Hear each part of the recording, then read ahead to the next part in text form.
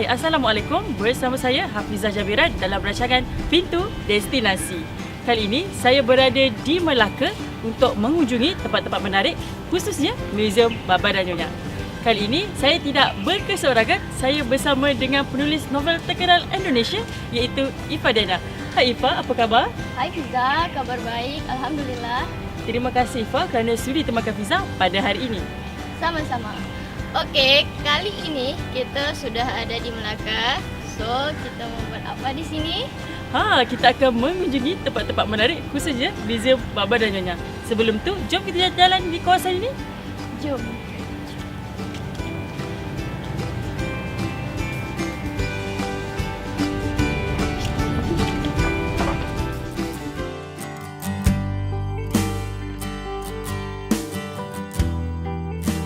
Melaka merupakan kota warisan dunia yang diiktiraf oleh UNESCO. Tahukah anda, Melaka mempunyai banyak tempat-tempat menarik seperti Dataran Air Keruh, Sungai Melaka, Air Famosa, Jongke Walk dan banyak lagi. Dataran Air Keruh ini telah dibangunkan dan menjadi pusat pentadbiran oleh Kerajaan Negeri Melaka.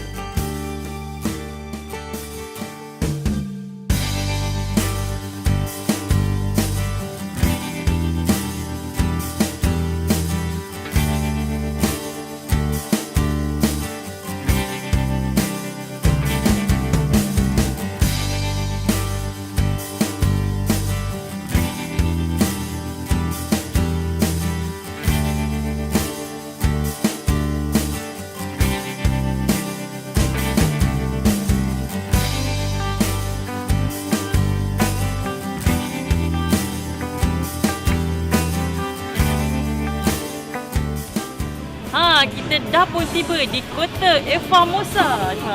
Okey, menarik rasanya. Sekarang saya sudah tidak sabar untuk mengelilingi kota ini. Jom.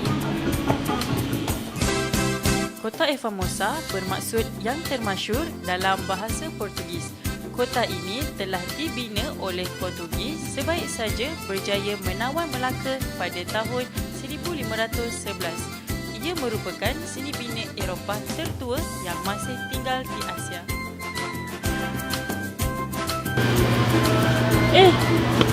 Tinggi je tangga ni. Ayo naik ke atas. Nak naik. Tinggilah Ifa. Ayo, ini kali pertama saya ke sini. Okeylah. Okey, akhirnya kita dah sampai ke atas. Sekarang kita akan ke kubur pertahanan. Sekarang jom ikut saya. Jom. Okey, kita dah sampai di kubur pertahanan. Inilah yang dibina oleh Portugis pada tahun 1511. So inilah, jomlah kita jelajah lagi. Jom Ifa.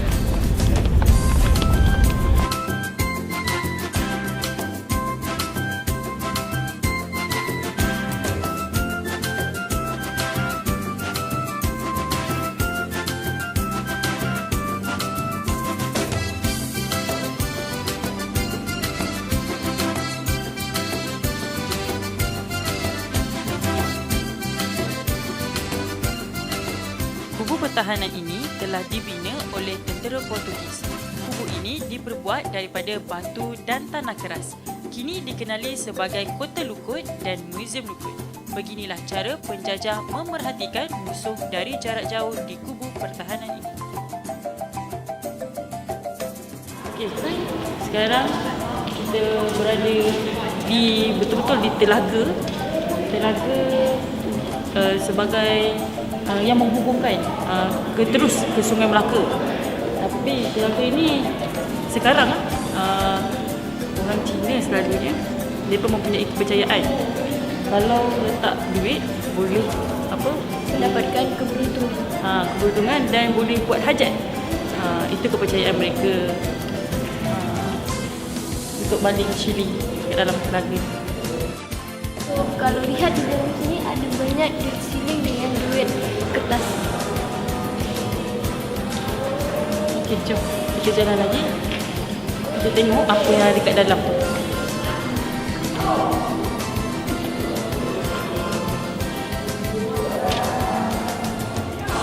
Kak Fiza, Ya. bagaimana kalau kita pergi ke sana? Ifah, jap. Aku nak pergi sana jap. Ifah tu kat sini ya. Aku nak selfie lagi jap.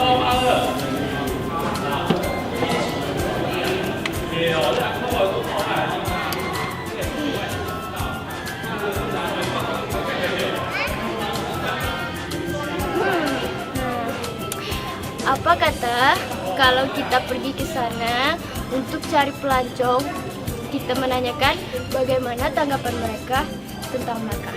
Jom.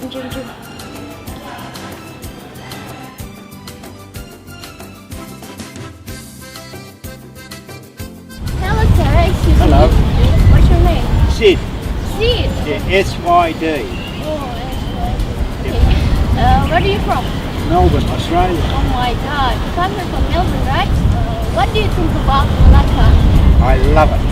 You love it. I love it because it is still as it was. There's not much development, not much, and the hutons, the little streets, still there. Okay. I like it. Very interesting. Okay. Not boring. Not boring. No, not at all. I love it. Pintu destinasi. Pintu destinasi. Pintu destinasi. Pintu destinasi. Pizza mana ya? Itu dia.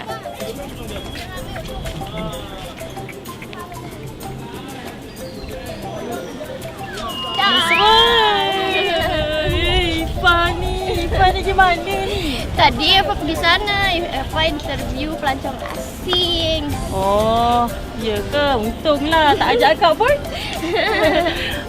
Okeylah. Kita pergi ke destinasi seterusnya. Kita rehat seketika dan jumpa selepas ini. Okey, bye-bye.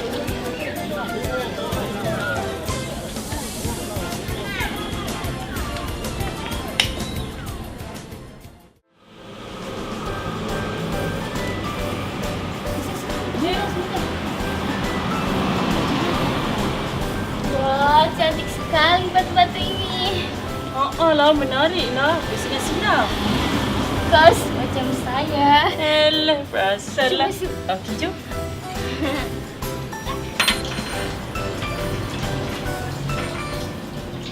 Selamat datang. Hai. Okey. Apa saya boleh tolong? Okey. Kita mau tanya di tempat ini teori apa yang paling menarik? Ya. Bagi saya, punya speciality adalah saya guna kristal ni berbalut dengan copper wire. Copper wire special ni. Okey. Saya dengar dekat bangunan ni ada keistimewaan dia sendiri. Oh. Apa keistimewaan? Cerita sikit boleh? Ya. Kalau pasal bangunan ni, jalan ni adalah dahulu panggil Jalan Belanda. Jadi adalah semasa penjajahan Belanda di sini, mereka buat bikin rumah ini. Jadi ini rumah kurang-kurang lebih kurang dalam 300 tahun. Wow, sangat lama. Ya. So, saya dengar dia punya bangunan ni pun ada dia punya detail dia. Pas dibuat daripada pasir. Macam mana tu? Ya. Contohnya kalau ini batu, sekarang guna batu bata. Dalam memang ada batu bata. Tapi dalam 300 tahun dahulu, mereka tak ada simen. Jadi mereka hanya guna macam ada guna kerang ke, shell ke, dengan pasir ke, mereka tampal jadi macam line saja. Dia bukan simen. Jadi pasal ni tengok dia sentiasa akan luntur sebab ini bangunan, ini dinding dia bernafas. Untuk simen dia tak bernafas. Ya. Ini sangat special. Okey. Okey penonton, di sini para penonton boleh datang langsung ke Joy Jewelry. Okey. Di sini merupakan tempat yang menarik yang ada di Melaka. So siapa yang ingin datang ke sini boleh terus langsung datang karena ada banyak sangat benda-benda yang menarik Dan khususnya untuk para wanita. Ya. Okey. Ya. Okey, mari saya tunjuk lagi. Kalau contoh dalam ini ada berjenis-jenis lah. Ya. Ini pasal amari merah, warna merah series. Ya. So ada Sangat dalam unik, lagi. Ya. Atas sini. Galeri Joy ini mencipta pelbagai barang hiasan daripada buatan tangan seperti cincin, gelang, loket, anting-anting dan sebagainya. Semua barang hiasan ini dicipta dicipta oleh pemilik galeri ini. Joy mencipta sendiri semua barang hiasan tersebut dengan batu-batuan kristal yang cukup bernilai. Aksesori di galeri Joy ini mempunyai keunikan mereka sendiri yang dapat menarik minat ramai kaum wanita. Inilah rantai kristal yang disebut oleh pemilik kedai tadi. Rantai kristal ini bernilai dari 600 hingga 800 ringgit.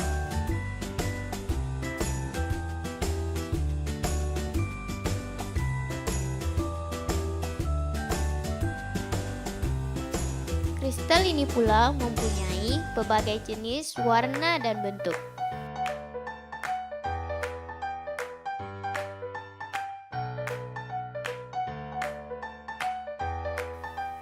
Wow, batu kristal ini berusia 10 tahun. Lama juga ya.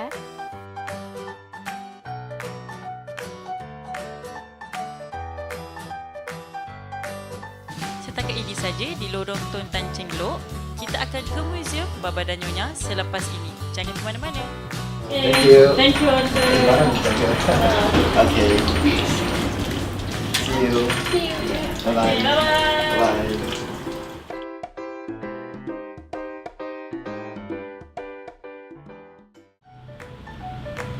Bertemu kembali dalam rancangan Pintu Destinasi. Jom kita ke Museum Baba dan Nyonya.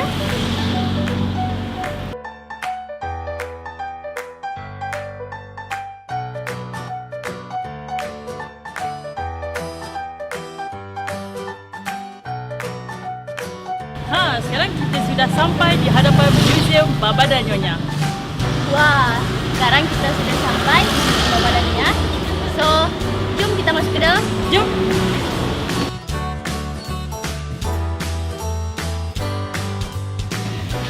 Ayo Miza, tunggu apa lagi? Mari kita masuk ke dalam.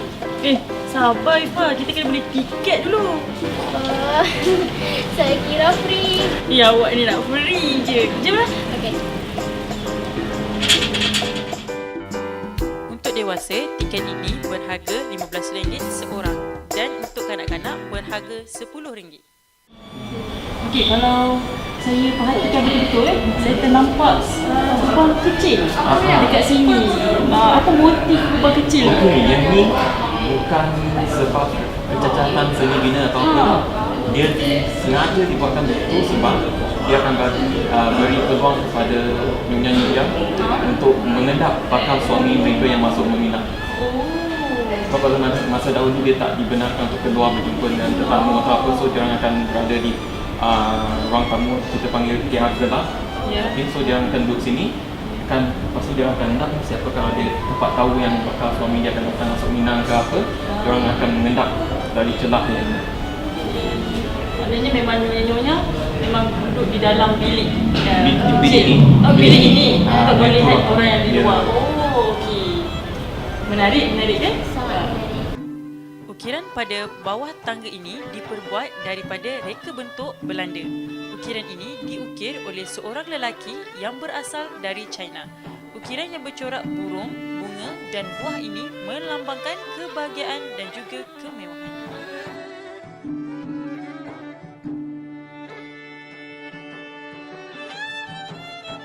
Tangga ini mempunyai papan yang boleh ditutup dan dikunci. Tujuan tangga ini dibuat kerana yang pertama adalah untuk keselamatan cucu dan anak-anaknya. Yang kedua adalah untuk mengelakkan daripada rompakan dan pintu tangga ini akan ditutup pada setiap jam 12 malam. Nyonya memberi peraturan kepada Baba supaya pulang sebelum jam 12 malam. Jika tidak, Baba terpaksa tidur di bawah. Okey, baik penonton, sekarang saya sudah ada di dalam bilik master roomnya Baba dan Nyonya. Agak-agak ini lubang apa ya? Okey, ini adalah satu hal yang menarik dari bilik Baba dan Nyonya. Okey. Dari bilik master room ini, kita dapat memantau siapa tamu yang akan datang melawat ke rumah Baba dan Nyonya. Karena di dalam rumah Baba Nyonya ini hanya terdapat pintu depan dan rumah ini tidak memiliki pintu belakang. So, Macam tu. ini merupakan CCTV milik Baba dan Nyonya.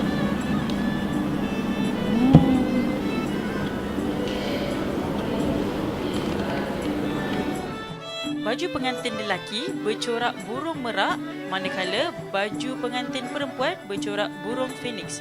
Itu yang bermaksud Garuda. Kedua-dua baju pengantin ini dijahit dengan menggunakan benang emas khas. Baju ini juga dijaga dengan rapi dan tidak boleh dibasuh. Paling penting sekali harus dipakai berlapiskan baju buluh. Menurut kepercayaan Baba dan Nyonya, kedua-dua pengantin akan menyalakan lilin itu. Dan lilin pengantin mana cair terlebih dahulu, maka dialah yang akan meninggal.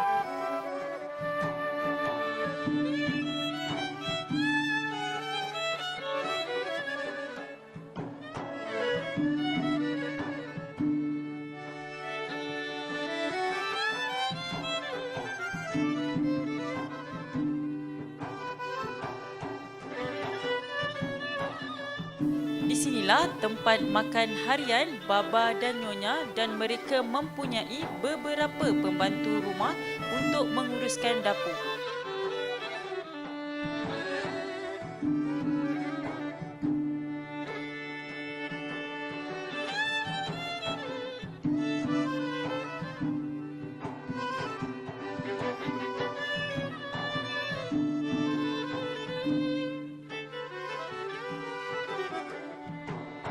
Tiba pada waktu makan, mereka akan membunyikan loceng untuk memanggil kesemua anak mereka untuk turun makan. Sekarang saya bersama dengan pembantu muzik Baba dan Nyonya, iaitu Encik Lee Yuan Tian. Apa khabar Encik Lee? Khabar baik. Okey, saya ingin bertanyakan beberapa soalan, iaitu boleh tak Encik Lee menceritakan sedikit asal usul Baba dan Nyonya ini?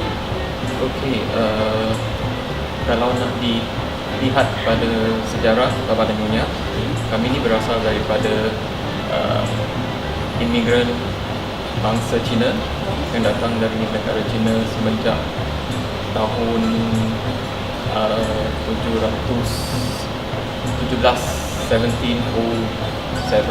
okay, about that era. So kami tiba di Melaka, nenek moyang kami tiba di Melaka dan mula untuk berniaga dengan orang tempatan, dan kami mulalah bertapak dan membina keluarga, dan juga kami telah menetap sejak beberapa ratus tahun yang lepas, dan kami berinteraksi dengan orang tempatan, bercakap bahasa Melayu, okay, bertutur dalam bahasa Melayu, pakai baju kebaya, okay, dan so jadilah kami ending Baba dan Nyonya ni. Okey, Mr. Lee, bagaimana pula mengenai adat istiadat Baba dan Nyonya? Okay, kalau dilihatkan pada adat dan istiadat Baba dan Nyonya, kebanyakannya kami mengamalkan adat budaya bangsa Cina. Okay? Sebab kalau dilihat kepada nama, kami masih mengekalkan nama bangsa Tionghoa atau bangsa Cina.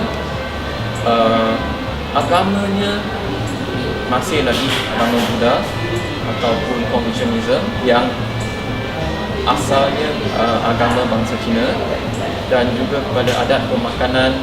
Kalau dilihatkan jenis pemakanan yang kami amalkan, kebanyakannya campuran, okay, antara adat pemakanan tradisi kaum Melayu dan juga kaum Cina. Contohnya kami kena makan dengan sambal belacan, okay, kami makan pakai tangan, okay, dan juga dengan penggunaan belacan dalam beberapa jenis masakan, okay, dan juga aspek pakaian, okay. Tapi walaupun kita tak bertutur dalam bahasa Cina, okay, kami bercakap dalam bahasa Baba, okay, mainly bahasa Melayu dengan sedikitnya campuran bahasa Hokkien. Okay. Tapi kami masih lagi mengamalkan adat budaya bangsa Cina yang amat teratur dan spesifik. Okey, bagaimana pula dengan cara hidup seharian Baba dan Nyonya ini? cara hidup tu lebih kurang sama. Okay. Dia bergantung pada apa yang aktiviti yang dijalankan oleh sesebuah keluarga itu. Contohnya untuk keluarga yang sini, mereka melibatkan diri dalam bidang perniagaan. Jadi kebanyakan ahli keluarga mereka akan memulakan hari dengan pergi ke tempat kebun. Dia orang ada kebun kelapa sawit, kebun getah, so mereka akan melawat kebun ini.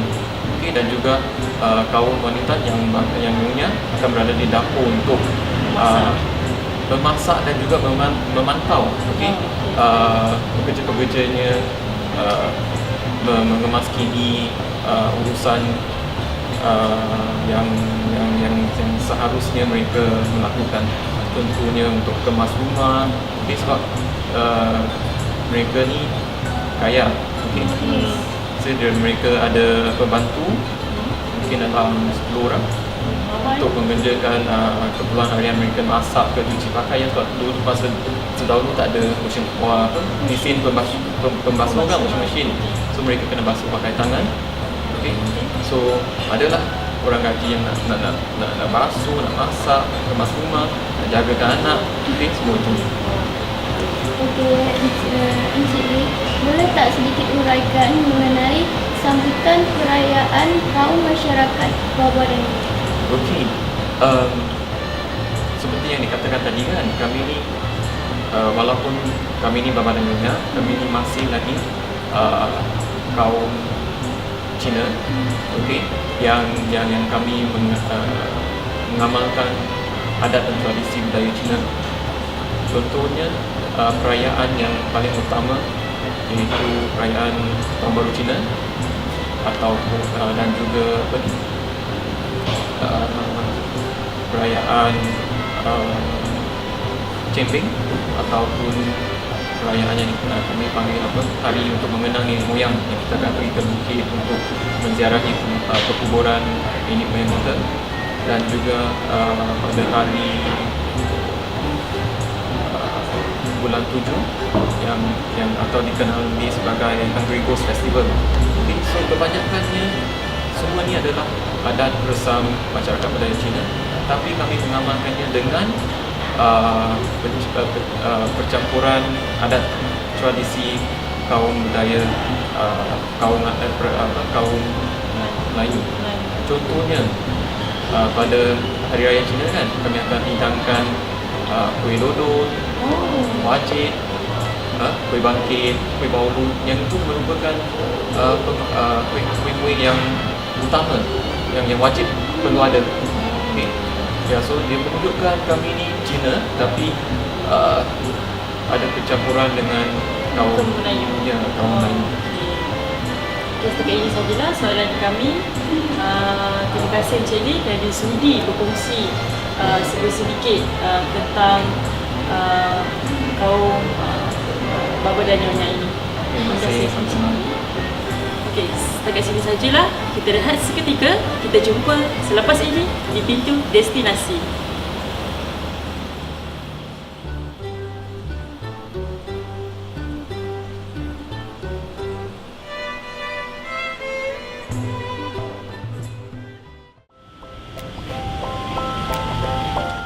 Ifa penat tak? Tak penat, cuma lebih sedikit. Ternyata museum ini luas juga ya. Memanglah luas. Kita dah hampir 1 jam dalam museum ni. Saya rasa sekiranya penonton yang ada di rumah datang untuk melawat museum Baba dan Nyonya ini, pasti mereka akan merasa seronok. Betul. Aduh, Liza, saya rasa saya sudah lapar. Kalau macam tu, kita nak bawa Ifa jalan-jalan. Bisa dengar dekat Jongka Street ada durian spring roll di kawasan berdekatan dengan Baba dan Nyonya. Kali ni Iza belanja Ifa lah. Liza nak belanja Eva? Wah, apa kata kalau Liza belanja nonton yang ada di rumah? Ish, Ifa ni. Surau saja. Okeylah, jom.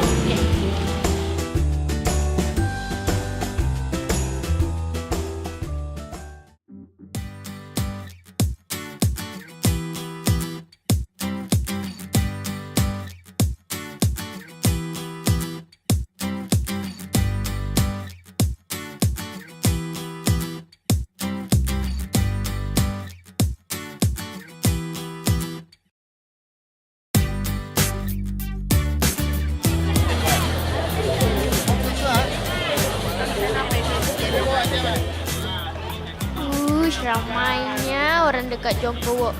Ada juga yang menjual berbagai jenis makanan dan barang.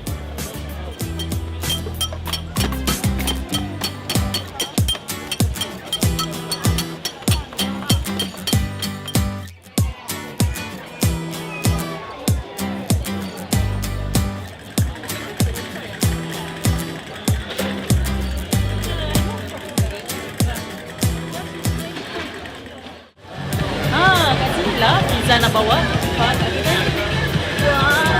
kelihatan sedap pizza. Durian spring roll ini tak sepenuh. Jangan tamat Ifah. Kita cuba satu dulu. Okey, jom. Durian spring roll ini cuma ada di Melaka saja. Tidak ada di tempat lain. Jika anda ingin mencuba, bolehlah datang ke sini ya.